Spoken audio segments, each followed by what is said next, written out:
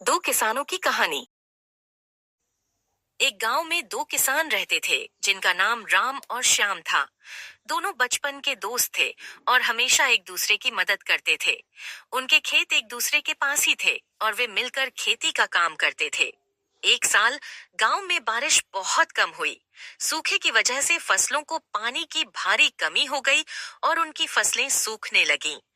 राम और श्याम दोनों इस समस्या से चिंतित थे। दोनों ने इस संकट का सामना करने के लिए अलग अलग तरीके अपनाए। राम ने अपने पारंपरिक तरीकों पर भरोसा किया। उसने दिन रात मेहनत की, अपने खेतों में गहरे कुएं खोदे और पानी की हर बूंद का सही उपयोग करने की कोशिश की। उसने फसलों को बचाने के लिए खेतों में पत्ते और घास डालकर नमी बनाए रखने का प्रयास किया।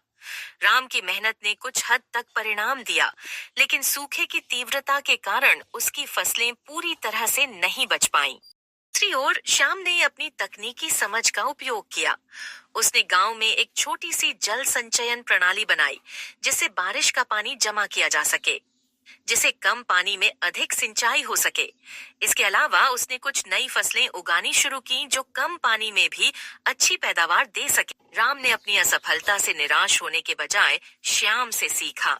उसने महसूस किया कि मेहनत के साथ साथ तकनीकी ज्ञान और नए तरीकों को अपनाना भी आवश्यक है।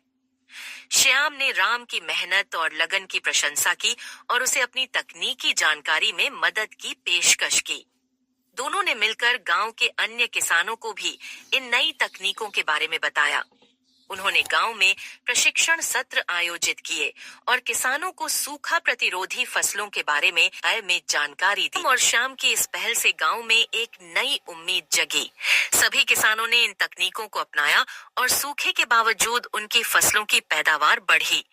गांव में खुशहाली